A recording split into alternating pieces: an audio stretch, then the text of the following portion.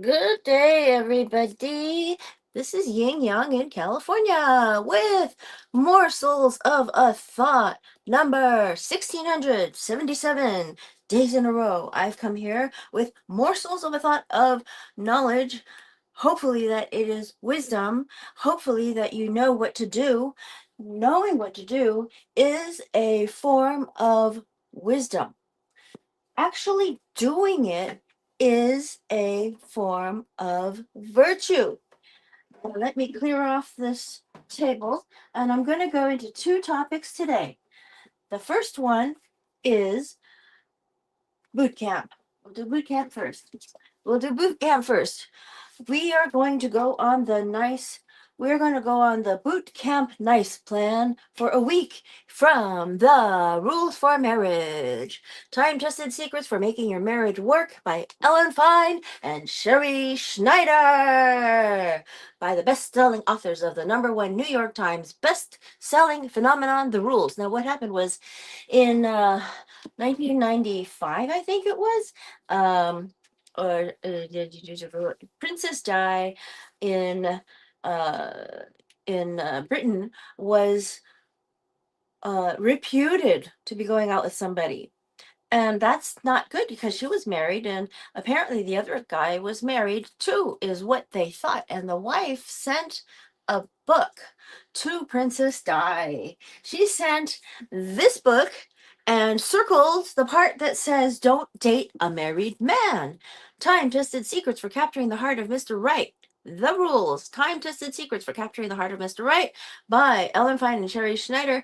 And that day, that book put was put on the cover of a British newspaper, and the New York Times picked it up, and then they became famous. So, this was the phenomenon that took over the world, where women are now allowing men to chase them because men love it.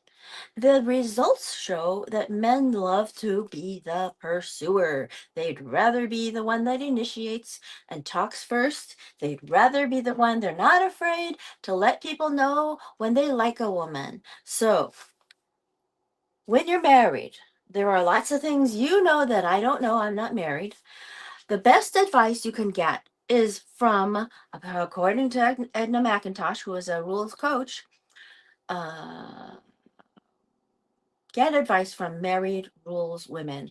And then we've got Shannon Powlis, who runs the Facebook page called The Rules Support Group and Advice for Dating and Real Life. She is a life coach who happens to do the rules. Edna McIntosh is a coach, business coach, and rules coach, and she's a coach. And she operates the telephone group that I go to every Tuesday night and every Thursday. I say that Tuesday night and Sunday night at 6 p.m. Pacific Daylight Time, which means it's 9 p.m. New York time. Okay? I'm whipping this book around and lots of bookmarks are falling out. Rule number 37. We finally get to the meat of this. Go on the boot camp nice plan for a week. Okay, what is the boot camp nice plan? Have you and your husband been screaming at each other lately? Have you been picking fights or just plain ignoring him? Thinking bad thoughts? Turning him down for sex? Taking him for granted? Being demanding or difficult? It's easy to get complacent when you are married. I didn't know that. Well, anyway, the best rules advice you get is from married rules women. I am a rules buddy. I'm not a rules coach. It is easy to get complacent when you are married. I just read straight from the book. It's easy to become selfish, unloving, critical, self involved, and inconsiderate. Just about every woman, just about every married woman lapses into bad behavior from time to time. The best cure is to put yourself on the boot camp nice plan for a week. Why wait? Start today. What is the boot camp nice plan? You know how you'll put yourself on a 7-day crash diet to make up for the 5 pounds you gained going on your last vacation? Well, The same concept applies here, but instead of changing your diet, you'll be changing your attitude toward your husband. Here are 15 suggestions for the boot camp nice plan. Maybe you can come up with your own personal favorites. Read them in the morning and stick to them no matter what. Now remember, consistency is key here. Anybody can be nice to their husbands for an hour or two a day here and a day there, but being consistently kind, easygoing, and considerate will make the biggest difference in your marriage. When you are about to say something negative or nasty to your husband, such as, "You are so insensitive," count to 5 and say something surprisingly light and trivial like, "I love that tie," or "Thanks for making coffee this morning." He will be disarmed and pleasantly surprised. You might remember that in the rules we told you to count to 5 before you said yes to a date so as to catch your breath and not seem too eager. 1, 2, 3, 4, 5. That sounds good. Counting to 5 is still a good idea, but now that you're married, counting to 5 will help you bite your tongue so you say something nice to your husband when you want to be mean. Surely you can find one kind thing a day for 7 days to say to the man you said, "I do," to. Number 2, say yes to sex the whole week and agree to both of your favorite requests. Number 3, if your husband makes a suggestion or criticizes something about you, agree with him and make an effort to work on whatever it is. Failing that, just don't argue. Silence is golden. Number 4, if your husband makes a mistake, don't point it out. Again, silence. Remember, this is boot camp. Number 5, try to wear pretty clothes all week, not the frumpy stuff you normally wear around the house. Buy a thong, even if you think you look ridiculous in it, but he likes it, and wear that. Don't forget to color your roots. Go back to the gym or turn on your exercise videotape if you haven't been working out lately. Working out will help you do the nice plan as there is a direct correlation between exercising and not nagging. Okay, so we are in 1677 Morsel of a Thought program number 1677. We are on TR Tuesday, the rules. You will feel better about yourself and be less likely to find fault with him if you are working out. Needless to say, nagging is not allowed during the nice plan week. So, whatever it is you need to have done, the retiling job in the kitchen, for example, let it wait just one more week. Number 7, give him a back rub. Number 8, make his favorite dinner for no reason. Number 9, ask him how his day was, even if you are overwhelmed with your own life, have a lot going on, and don't have it in you to really listen. Act interested and make eye contact the whole time. Number 10, call him at work just to say, "I miss you and love you," not to ask him for anything or complain about anything. Number 11, say thank you for the things he does all the time, like take out the garbage and pay the bills, even if you haven't thanked him for either in 5 or 10 years. He'll appreciate it. Number 12, when talking to your husband, sprinkle your sentences with hun and sweetheart. I knew a couple that used to say honey bunny to each other. From the outside, it sounds, but in the inside, it's fine. You are what you speak. The more lovingly you talk, the more loving you and he will feel. Number 13, it's not just what you say, but how you say it. The tone of your voice should be soft and tender during the nice plan week. No screaming, no sarcasm, no edge. Number 14, let him play golf or go to the gym without your complaining about it, even though you have several things around the house that you would rather have him do, like watch the kids, and especially if he's been working long hours and seems stressed. It's important for him to de stress. He will be nicer to you.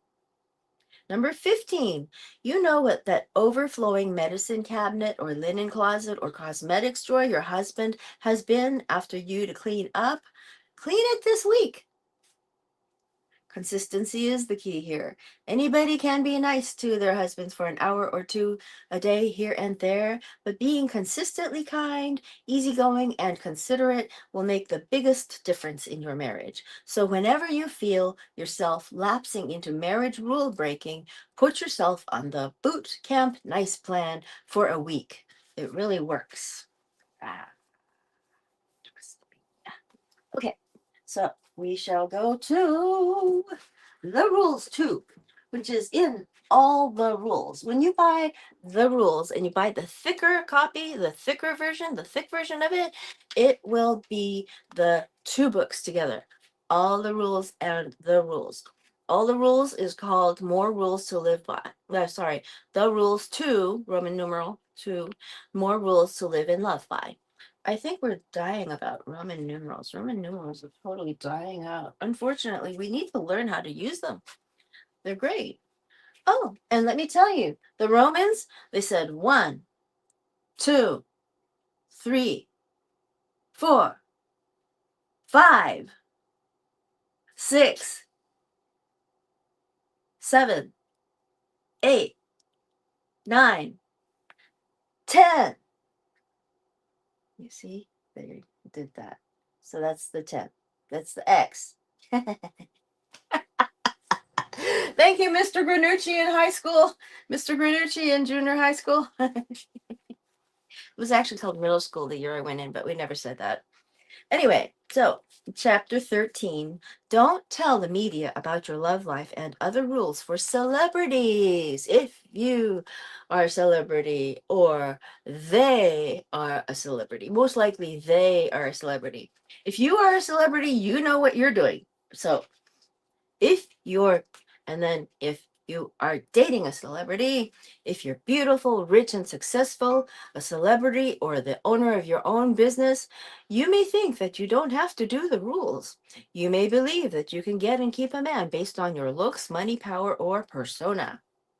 But if being rich, beautiful, famous, or powerful were enough to catch and keep Mr. Right, why are so many models, actresses, and successful businesswomen single, divorced, or in unsatisfying relationships?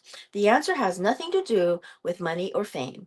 These women are just not doing the rules. They either chase men outright or don't play hard to get with men who are initially interested in them. Actresses, models, and socialites are sometimes the worst rule breakers because they're used to men falling all over them. So they think they can win over men who never showed any initial interest in them. Needless to say, they're wrong. The relationships they create invariably don't last, and some end up in messy public divorces. Of course, it would help bolster our argument if we named names. However, that would hurt and embarrass the famous women involved, and we would never do so. The most important lesson is to learn from these mistakes. What's typical rule breaking behavior by an actress, model, or high profile businesswoman? She spots a man at a party or a restaurant or a business function. If she's an actress, she may think an actor she just saw in a movie or TV commercial is really cute and decides she wants to meet him. So she calls him up directly or has her assistant or business manager or publicist contact his assistant or business manager or publicist to make a date. If she is an actress, she may send him tickets or ask him to accompany her to a movie screening. If she's a tennis star, she may send him a VIP ticket to her next game. If she's a CEO, she may ask him to escort her to a black tie dinner. The man is usually flattered and agrees to go out with her. If he's attracted to her or in awe of her talent, he may date her for months or even years. He may even marry her. But in his heart, he knows the relationship is not quite what he wanted because she wasn't someone he would have chosen on his own. There will always be something missing for him. She'll always be more interested in him than he is in her. So, my nose. Oh my God. Oh, Okay. Morsels of a Thought number 1677. The rules. Rule number 13, chapter 13, in the rules 2, more rules to live and love by. As time goes by, he may ignore her or even cheat on her. Eventually, he'll leave her for someone he noticed first and had to chase, even someone less attractive, less wealthy, or less famous. The world may be surprised when this famous couple announces their breakup, but don't be. It was not the rules. Men want what they want. So even if you're beautiful, talented, and rich, you can't successfully pursue a man. Far from being exempt from the rules, actresses, models, high powered, and famous women must follow the rules more strictly than other women because their love life is public knowledge. If they pursue men, it will detract from their image. Everyone will know about it, and they will be embarrassed. For example, if a high powered female executive actively pursues a man and then talks about the relationship with her secretary or staff, the whole company could find out about it and it could get back to him. In addition to providing fodder for the company rumor mill, the man might lose interest in her when he finds out she's too obsessed with him and that she acted indiscreetly. If you're famous, uh-oh. Yes, use cellular data. Gee whiz, I'm gonna use cellular data now. Okay. If you're a famous woman and you break the rules, it's even worse because you are giving men ammunition to hurt you publicly. They could inform the media and make your behavior a front page story. They could sell love letters you wrote to them, you wrote them to the National Enquirer or a tabloid, or write a kiss and tell. On the other hand, when you do the rules, men have nothing but good things to say about you because you left them alone. That's because the relationship, the calls, the letters, the attention, and so forth was their idea. That's why we don't write men love letters or make anything happen. Why put ourselves in a position to be hurt? Yes, one of the things that rules women do is we don't make anything happen. The men will make things happen. The ones that are interested in you, they have to ask you. That's how you know they like you. In addition, by doing the rules, rich and famous women can automatically weed out men who are only dating them for their fame or money. If you think nothing of inviting a man to your ski house because you have one and he doesn't, or taking a man on vacation because you make more money than he does, remember that the trip is never as good when you invite him or pay for him.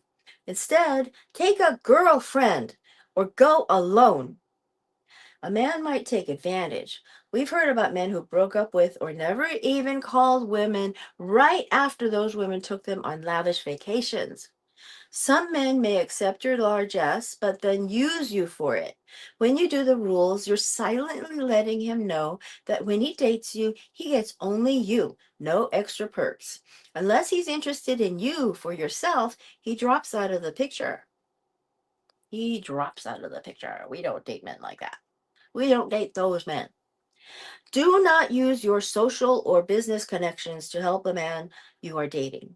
If he's a lawyer and your company is looking for legal advice, don't bring him in. Think how awkward it would be if he were hired, then broke up with you. If you are wealthy, don't talk about your money or power or mention that your father is a millionaire. He should have no ulterior motives for wanting to be rich. Sorry. Excuse me.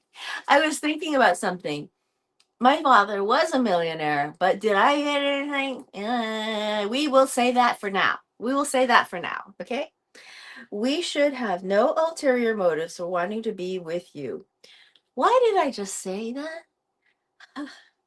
Men should never get into the habit of expecting anything from you. That's what I should have said. A wealthy, that's what the authors are saying. A wealthy woman we know who had a hard time meeting eligible men ran a personal ad in a magazine saying that she owned a large computer company, a sports car, and a ski house. Men should never get into the habit of expecting anything from you. This was highlighted many years ago and it's faded. Yeah, yeah, yeah. She thought that her business savvy and wealth, ski house, would attract interesting men. In some way, the same way, some women think that giving men wild sex will keep them interested. But the men who responded to her ad showed more interest in getting a job at her company or free weekends at her ski house and country club than in dating her. We told her to change her ad to play up her sexy smile, long hair, and great backhand.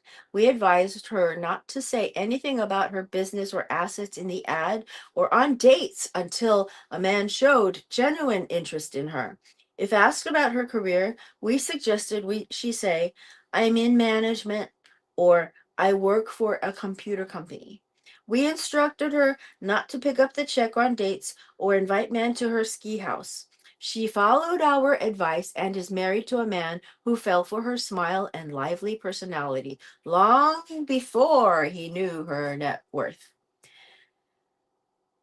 Very wealthy women who marry men who have less money than they do should strongly consider asking them to sign prenuptial agreements. If a man gives you a hard time about it, think twice about marrying him.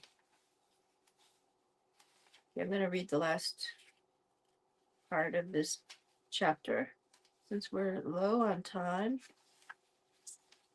Okay. By the way, there's nothing wrong with a movie star dating or marrying her personal trainer, bodyguard, gardener, or someone who works for her and makes less money, as long as he pursued her. Invariably, men who are pursued by famous and or wealthy women and given a life vastly better than anything they would have had on their own, still manage to hurt these women or take advantage of them. Assuming a man is intimidated by your beauty or wealth or success, why would you want to be with him? Rules girls only date men who pursue them and are not intimidated by them. Men that are not intimidated by men who are not intimidated by you. Okay, last paragraph.